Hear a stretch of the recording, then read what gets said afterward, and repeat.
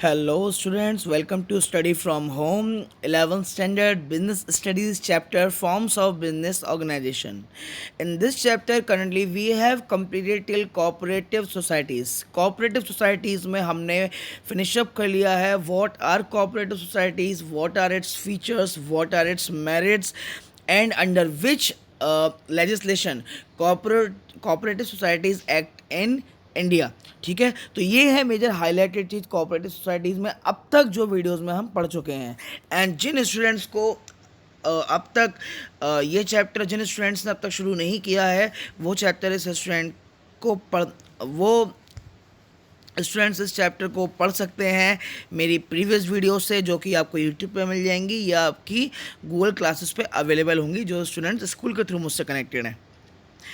शुरू करते हैं आज की वीडियो को with the topic what demerits of cooperative societies. Cooperative organisation के डिमेरिट्स हम स्टडी करने वाले हैं आज के इस वीडियो में स्टडी फ्रॉम होम के.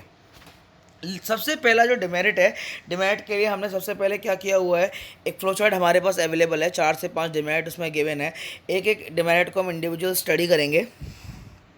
ठीक है, तो क्या है हमारा लिमिटेड कैपिटल है, चाहे लैक ऑफ सीक्रेसी है, डिफरेंस ऑफ ओपिनियन और कन्फ्लिक्ट हो गया, या फिर इनएफिशिएंट मैनेजमेंट, या फिर एक्सेसिव गवर्नमेंट कंट्रोल. तो स्टार्ट करते हैं the very first limitation that is limited capital. अब लिमिटेड कैपिटल क्या होता है, लिमिटेड कैपिटल मैं एक्सप्लेन करना चाहूँगा. देखिए कोऑपरेटिव सोसाइटीज़ थी क्या. Cooperative societies are those business organization in which people voluntarily come together and pool their resources for to protect their economic interest. जहाँ पे लोग अपनी मर्जी से एक साथ आते हैं, अपने रिसोर्सेज को, अपने इन्वेस्टमेंट को पूल करते हैं. उसका फ़ायदा क्या होता है, उनके इकोनॉमिक इंटरेस्ट जो है प्रोटेक्ट होते हैं, यानी उनको फ़ायदा होता है. देखिए कोऑपरेटिव सोसाइटीज़ जो लोग इस्टेब्लिश करते हैं ना वो बहुत ज़्यादा रिच बैकग्राउंड से बिलोंग नहीं करते. विलेज बैकग्राउंड है, रूरल बैकग्राउंड है, गरीब लोग हैं, वो लोग आपस में कोऑपरेटिव फॉर्म्स करते हैं. तो कहीं ना कहीं कोऑपरेटिव सोसाइटी किस एरिया में है ये चीज़ भी मैटर करती है. और कोऑपरेटिव सोसाइटीज़ के पास एक सबसे बड़ी जो प्रॉब्लम होती है वो होती है लिमिटेड कैपिटल की. क्यों? बिकॉज यहाँ पे जो है प्रॉफिट मेकिंग है ही नहीं. यहाँ पे सारा का सारा काम चैरिटी बेसिस पे हो रहा है, नो प्रॉफिट नो लॉस की सिचुएशन चल रही है. और अगर प्रॉफिट थोड़ा बहुत भी जनरेट होता है तो वो उसके मेंबर्स में इक्वली डिस्ट्रीब्यूट हो जाता है. तो और हर मेंबर की लिमिटेड लायबिलिटी होती है, यानी उसकी इन्वेस्टमेंट लिमिट भी अलग अलग होगी. ऐसा नहीं है कि आज कोऑपरेटिव को 10,000 रुपये की ज़रूरत पड़े और सारे मेंबर उठा करके 10,000 रुपये निकाल के दे दें.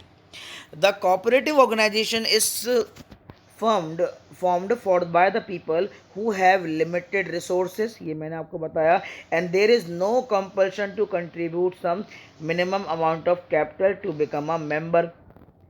ठीक है, कोई कंपल्शन नहीं होता कि मेंबर बनने के लिए कोई मिनिमम अमाउंट होना चाहिए.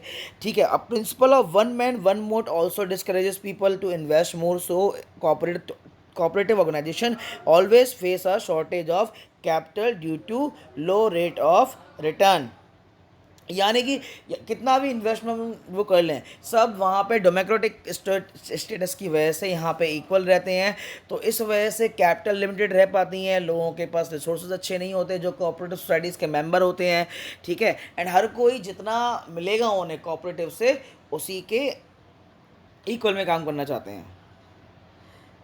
हुआ हमारा क्या, लिमिटेड कैपिटल. अब लिमिटेड कैपिटल को लिखेंगे कैसे, अगर आपसे लिमिटेशन के लिए पूछूं लिमिटेड कैपिटल कैसे लिखेंगे. लिमिटेड कैपिटल आप ऐसे लिखेंगे कि capital societies are formed usually in rural areas where people form the cooperative society for to protect their economic interest. So it's quite not possible for them to invest more and to fulfill the money requirement or the investment requirement of that firm. यहाँ पे पहला point हो गया. Second जो हमारा point है वो किस तरह से आ सकता है, इनसफिशिएंट मैनेजमेंट. अब मैनेजमेंट कैसे एक बहुत बड़ा रोल प्ले करता है इस चीज़ के लिए. In the limitation what is the role of management. The cooperative organisation is managed by its members only. देखिए मेंबर्स ही मैनेज करते हैं, मेंबर्स ही वोट करके किसी को भी उसका जो हेड बना देते हैं. ठीक है, एक minute, just let me raise it. तो उसके मेंबर्स ही सिलेक्ट करके किसी को हेड बना देते हैं. So the cooperative organisation is manage by its members only generally, and all the activities are performed by the members only. इस लाइन को मैंने अंडरलाइन किया है, गलती से कट हो गया है. These members are not professional experts, they are inexperienced persons. The cooperative organization cannot afford to pay high salary to professionals and qualified people. यानी कोऑपरेटिव सोसाइटी का जो एग्जिस्टेंस होता है वो एक तरह से समझ लीजिए लोगों को नुकसान नहीं हो ये होता है, प्रॉफिटेबल ऑर्गेनाइजेशन नहीं होते कोऑपरेटिव सोसाइटीज़.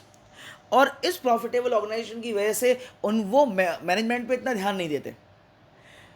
अब मैनेजमेंट पे ध्यान देने के लिए आपको प्रोफेशनल मैनेजर्स की रिक्वायरमेंट है, एंड अगर आप प्रोफेशनल मैनेजर्स हायर करना चाहते हैं तो प्रोफेशनल मैनेजर्स की प्रोफेशनल फीस भी होगी. तो इस यही कारण है कि प्रोफेशनल मैनेजमेंट लैक करता है आपका कोऑपरेटिव सोसाइटीज़. ठीक है. इसके बाद थर्ड पॉइंट हमारा है लैक ऑफ सीक्रेसी.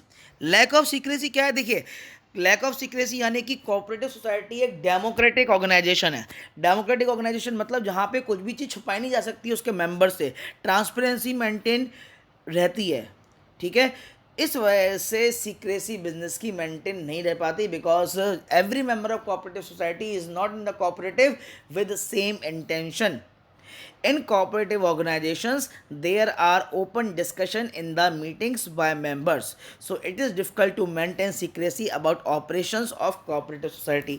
जब मीटिंग्स होती है ना कोऑपरेटिव सोसाइटीज़ की, तो उन मीटिंग्स में ओपन डिस्कशन होता है बिजनेस की हर तरह की एक्टिविटी पे.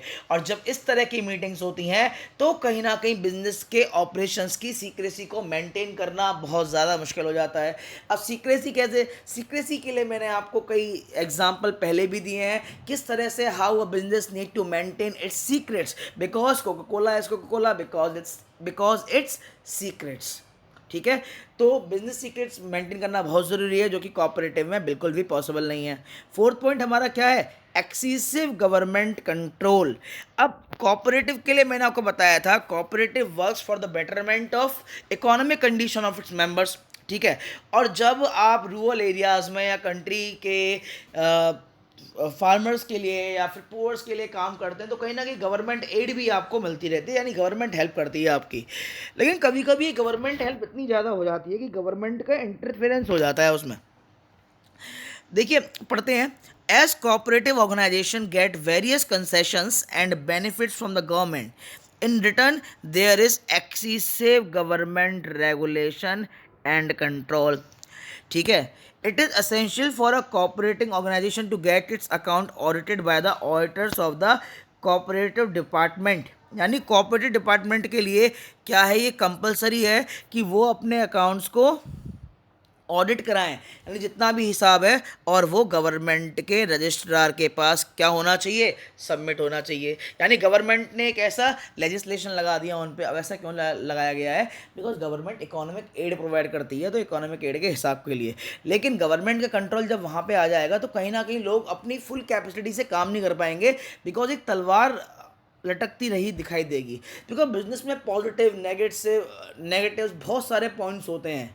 जब बिजनेस हम मार्केट में करने बैठते हैं तो कहीं ना कहीं ये एक लिमिटेशन के रूप में काम करता है कि गवर्नमेंट का बहुत ज़्यादा इंटरफेरेंस हो जाता है, पूरा ऑडिट हिसाब पूरा उनको देना पड़ता है. तो कहीं ना कहीं ये एक लिमिटेशन पॉइंट हो सकता है. ठीक है. अब डिफरेंस ऑफ ओपिनियन और कन्फ्लिक्ट अमंग द मेंबर्स. देखिए, सीधी बात है, कोऑपरेटिव सोसाइटी ऐसा तो है नहीं कि अकेला बंदा चला लेगा. They need to maintain the group work. ठीक है. And whenever we talk about the group work definitely there are chances of conflict. जब ग्रुप वर्क की बात होती है वहीं ग्रुप वर्क में चांसेस होते हैं किसके आने के? कन्फ्लिक्ट के आने के. ठीक है. Quite often the disputes arise among the managing committee and members in cooperative organisation. ठीक है. The members are from different sections of society. they may have a difference of opinion and any member follows rigid attitude, it can lead to conflict and dispute.